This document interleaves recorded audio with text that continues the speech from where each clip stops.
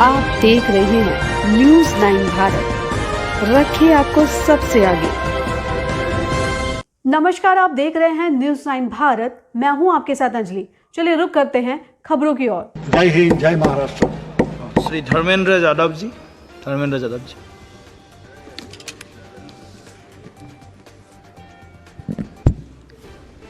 धन्यवाद सभापति महोदय।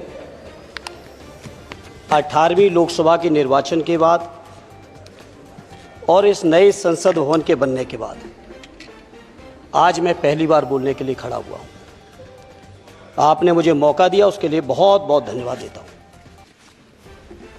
सभापति जी, सबसे पहले श्रद्धेय नेताजी को मैं नमन करना चाहता हूँ, जिन्होंने अपने संघर्ष, अपनी हिम्मत, साहस और अपने पूरे जीवन की तपस्या समाज के उत्थान के लिए, देश और उत्तर प्रदेश की तरक्की के लिए और समाज के हर व्यक्ति की तरक्की और खुशहाली के लिए उन्होंने जो अपना पूरा जीवन समर्पित किया है, सबसे पहले मैं आपके माध्यम से उनको नमन करना चाहता हूँ।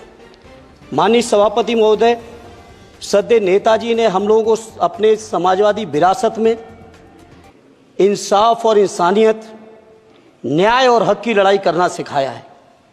उस लड़ाई को हम लोग बखूबी अपने नेता आदरणीय अखिलेश यादव जी के नेतृत्व में शानदार तरीके से उस विरासत को न केवल लड़ रहे हैं, बल्कि नेताजी के हर सपने को पूरा करने तक हम लोग चुप बैठने वाले नहीं हैं। सभापति महोदय, बजट एक व्यापक विषय है और जब इस विषय के बारे में सोचते हैं तो समझ में नहीं आ रहा कि कहां से शुरू करें, क्योंकि देश में आज कोई वर्ग नहीं बचा है। कुछ चुनिंदा उद्योगपतियों के बारे में बात नहीं करूंगा, लेकिन देश के 140 करोड़ लोगों में से कम 95% लोग ऐसे हैं जो आज पूरी तरह से बर्बाद हैं। एनडीए की यह सरकार 11वां बजट पेश कर रही है, लेकिन इस 11वें बजट के बावजूद अगर मैं देखता हूं तो समाज की जो गरीबों के लिए सबसे ज्यादा जरूरी चीजें हैं, स्वास्थ्य का है तो स्वास्थ्य 2023 और 24 में बजट घटा दिया है। किसानों का बजट जहां यूपीए के सरकार के समय 2014 तक 5.5 था, वहीं 24 आते आते ये 3.15 रह गया है। शिक्षा का बजट जहां 2013 में 4.77 था, आज 23-24 आते आते ये 2.5% रह गया है। इसी तरह से जितनी भी जरूरी चीजें हैं, सभापति महोदय, मुझे कहने में कोई संकोच नहीं, ये जो बीजेपी की एनडीए की सरकार है, ये सरकार पूरी तरह से गरीब विरोधी, किसान विरोधी, नौजवान विरोधी, बुनकर विरोधी, छात्र विरोधी, दलित विरोधी, पिछड़ा विरोधी, मजदूर विरोधी, जितनी भी अगर उपाधियां दी जाएंगी सभापति महोदय वो कम है। और मैं कोई राजनीतिक भाषण नहीं दे रहा हूं, मैं उदाहरण सहित आपको जब नंबर आए तो बोल देना, और हमें पता है आपका नंबर भी नहीं आएगा आपकी पार्टी में, ये भी पता है हमें। सभापति महोदय, श्रद्धेय नेताजी ने हमेशा कहा है कि चुनाव में या जनता के बीच किया हुआ वादा अगर आप पूरा नहीं करते हैं तो वो भी एक सबसे बड़ा भ्रष्टाचार है, और उस भ्रष्टाचार में अगर किसी ने वर्ल्ड रिकॉर्ड बनाया है तो बीजेपी की और एनडीए की सरकार ने बनाया है। सभापति महोदय, 2014 के चुनाव के समय प्रधानमंत्री जी ने वादे किए कि 2 करोड़ रोजगार हर साल मिलेंगे। स्वामीनाथन जी, जिनको भारत रत्न दिया है सरकार को मैं धन्यवाद देता हूं, लेकिन वो धन्यवाद अधूरा है जब तक उनकी सिफारिशों को नहीं मानते हो। 2007-8 से लगातार मांग चल रही है देश में कि स्वामीनाथन जी की जो सिफारिश है किसानों को 1.5 गुना समर्थन मूल्य देने का, एमएसपी की गारंटी देने का, कानूनी हक और अधिकार देने का, उस गारंटी को आज तक नहीं माना, आज तक नहीं माना, आज तक नहीं माना। स्वामीनाथन जी को आज तक नहीं माना। अध्यक्ष जी, डिस्टर्ब ना करिए। सभापति महोदय, मेरा टाइम इसमें काउंट नहीं होगा। आप इधर, अरे यार, बेईमानी से जीता है तो ज्यादा ना बोलो। मालूम है कितने बड़े तीरंदाज हो। इधर बेईमान हो, बेईमान हो, बेईमान हो, बेईमान हो, बेईमान हो। चलो, स्वामीनाथन जी की आपने नहीं मानी, एमएसपी आपने लागू नहीं की। कितनी बढ़िया बातें कि खाद पे हम सब्सिडी बढ़ा रहे हैं। पहले 50 किलो को 45 किलो, फिर 45 किलो को 40 किलो, और मुझे लगता है कि एक तीसरा कार्यकाल पूरे होते होते केवल 10 ही किलो बचेगा खाद के कट्टे में, इससे ज्यादा नहीं बचेगा। मंडी एक नहीं बनाई, आत्महत्या इतनी कर रहे हैं किसान। और किसान अगर अपनी एमएसपी की मांग करते हैं, हजारों किसान यही दिल्ली की सीमा पर मारे जाते हैं, और आप सोचते हो कि आपकी बात को कोई समझेगा नहीं। सभापति महोदय, नौजवानों को कितना गुमराह किया गया। नौजवानों से कह दिया गया हर साल 2 करोड़ रोजगार। मैं आज सवाल पूछता हूं अपने नौजवानों की ओर से, बताएं भारतीय जनता पार्टी के लोग, सरकार में बैठे लोग, 10 साल आपने राज कर लिया है, आखिर 20 करोड़ नौजवानों को रोजगार कहां है? अरे छोड़िए यार, अबे कोई नोटिस नहीं लेता तुम्हें, छोड़ो कोई नोटिस नहीं लेगा तुम्हें। 20 करोड़ नौजवान के रोजगार का हिसाब कहां है? आज 11वें बजट में जब याद आई तो वो भी ट्रेनिंग की बात करते हो। मैं कहना चाहता हूं IIM, IIT के नौजवानों को रोजगार नहीं दे पा रहे हो। आप सोच रहे हो इंटर्नशिप के इस छोटे से सुगूफे से नौजवान खुश होंगे? देश के नौजवान खुश होने वाले नहीं है। सभापति महोदय, शिक्षा के मसले पर लगातार बजट घटाया जा रहा है, लगातार सरकारी शिक्षा कम की जा रही है, और ये बीजेपी की सरकार की लगातार प्रयास है कि नौजवान शिक्षित होंगे तो सवाल पूछेंगे। देश की JNU से लेके BHU से लेके MU से लेके जितने बड़े संस्थान हैं, सारे संस्थानों को बर्बाद कर दिया है। एक भी दलित, एक भी पिछड़े, कहीं आपका वाइस चांसलर नहीं है। लगातार जितने भी आपके professor, associate professor, assistant professor की नियुक्तियों में RSS का जब तक कोई फंडामेंटल कोर्स नहीं करेगा, बेसिक कोर्स, तब तक उसकी नियुक्ति नहीं होगी। आप क्या सोच रहे हो देश नहीं देख रहा है नौजवान?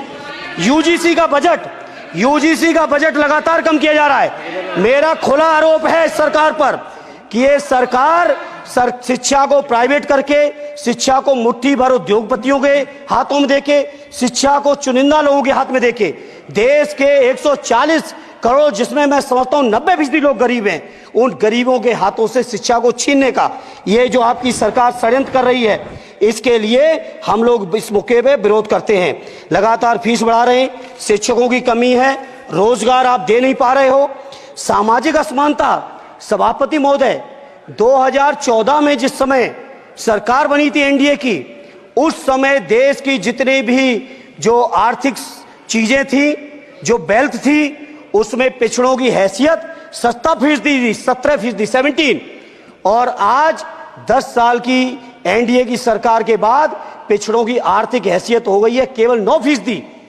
मैं कहना चाहता हूं चुनौती के साथ, वित्त मंत्री अपने जवाब में बता दें, अनुसूचित जनजाति का एक भी व्यक्ति देश में अरबपति हो तो बता दो, एक भी अरबपति हो तो बता दो, एक भी दलित को अरबपति आपने बना दिया हो तो बता दो, एक भी पिछड़े को बना दिया हो तो बता दो। आप जवाब में दे देना, आप डेटा दे देना, आप डेटा दे देना, हमारी दबाव नहीं रुकेगी। सभापति महोदय, जब बीजेपी की सरकार, जब बीजेपी के लोग विपक्ष में रहे तो ओपीएस की बातें किए। 10 साल से आप सत्ता चढ़ा रहे हो, 11वां बजट पेश कर रहे हो, पूरा देश आज ओपीएस के लिए सरकारी कर्मचारी परेशान है, कहीं ओपीएस की चर्चा नहीं है, पुरानी पेंशन की कोई चर्चा नहीं है। सभापति महोदय, पुरानी पेंशन तो पुरानी पेंशन, हम मांग करते हैं, बहुत बड़े राष्ट्रभक्त आप बनते हो, मैं मांग करता हूं देश के पैरामिलिट्री फोर्सेस को आप पुरानी पेंशन दीजिए।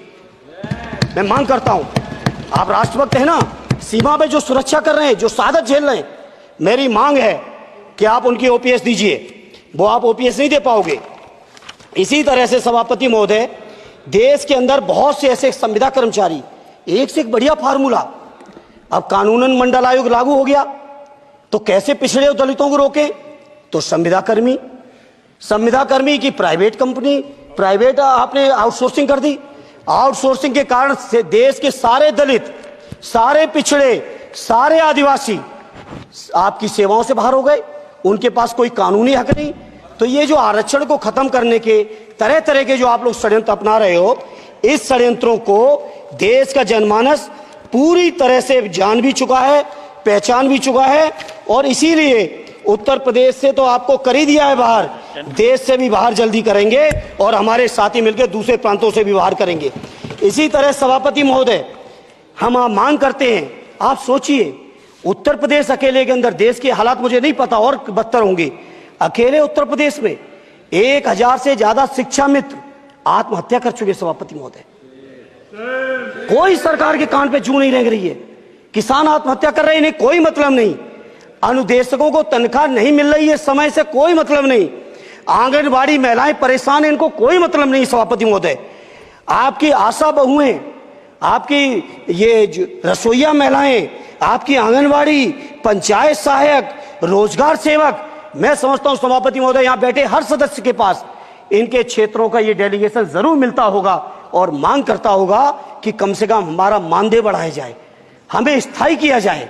सभापति महोदय, इसके लिए सभापति महोदय मेरी पार्टी के किसी भी मेंबर से हम नंबर कम कर लेंगे, टाइम, मेरा टाइम बढ़ा दीजिए, बढ़ा दीजिए, कोई भी मेंबर हमारे लिए दे देंगे टाइम।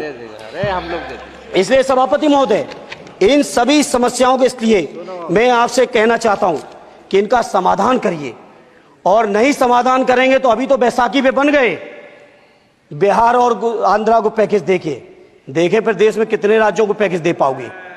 अरे वित्त मंत्री जी, उत्तर प्रदेश से आते हो, इतना भी हक नहीं कि पूरे बजट भाषण में एक बार उत्तर प्रदेश का नाम आ जाता। इतना अयोध्या से नफरत हो गई, अयोध्या से अवधेश जी क्या जीत गए, आप लोगों को इतनी नफरत हो गई कि एक भी उत्तर प्रदेश का एक बार भी नाम नहीं आया सभापति महोदय। इसे मैं आज इस मौके पर सभापति महोदय देश के गरीबों, किसानों, नौजवानों, व्यापारियों, बुनकरों सभी की ओर से कहना चाहता हूं, यह बजट देश विरोधी बजट है। कुछ समस्याओं के लिए सभापति महोदय संवेदनशीलता के साथ मैं कहूंगा सरकार को विचार करना चाहिए। सदैव नेताजी जब रक्षा मंत्री थे, उन्होंने व्यवस्था दी थी कि देश के अंदर जो भी सैनिक शहीद हुए हैं उनको ससम्मान उनके घरों पे जाके राष्ट्रीय सम्मान के साथ उनकी अंत्येष्टि हो। मैं उन्हीं की परंपरा को आगे बढ़ाते हुए एक और मांग करता हूं सभापति महोदय कि जो हमारे शहीद जिनकी अंत्येष्टि स्थल जहां कहीं भी बना हो, जिस भी परंपरा से बना हो,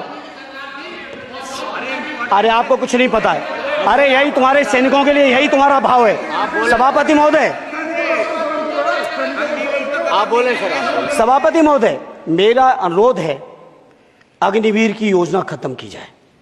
ये 4 साल के सैनिक से देश की उतनी मजबूत रक्षा नहीं हो सकती। नौजवानों को गुमराह करके केवल 4 साल, उन्हें दो ना 60 साल तक रिटायरमेंट, 4 साल बाद वो कहां नौकरियां ढूंढेंगे। इसे मेरी मांग है अग्निवीर की योजना खत्म की जाए।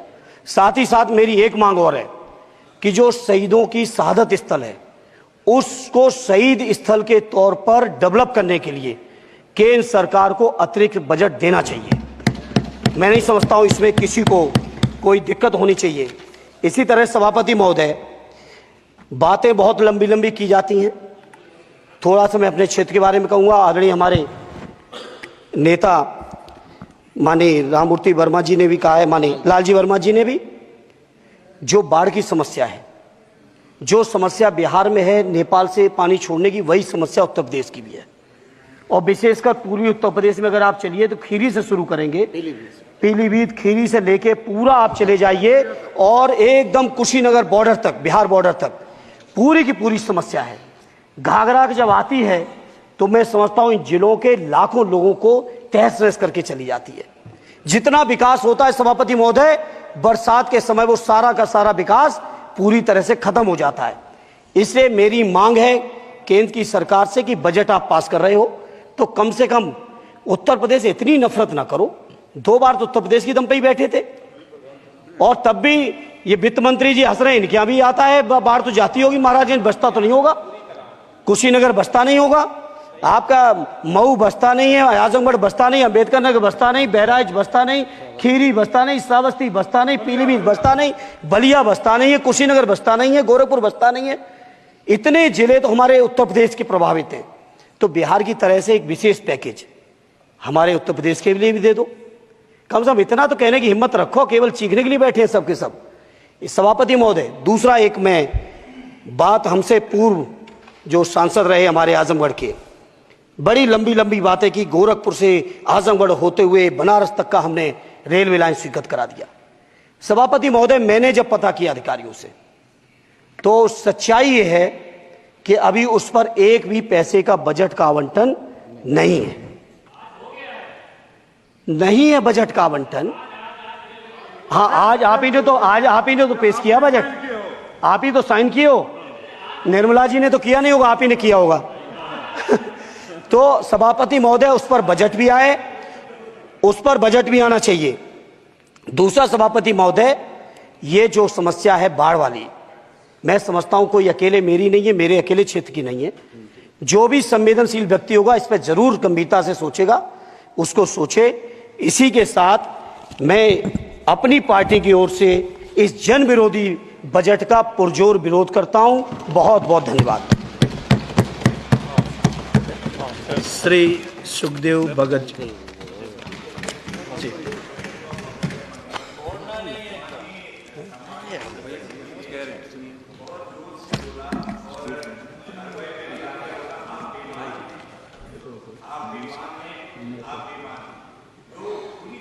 असंसदीय है मान्यवर, मेरा निवेदन रहेगा, वैसे तो भाषा शैली हमें सभी को ठीक करनी चाहिए, लेकिन ये अगर कहीं ये शब्द आ गया हो, अगर कहीं ये शब्द कार्रवाई में आ गया हो तो मान्यवर निवेदन है उसे हटा दिया जाना चाहिए। देख लेंगे।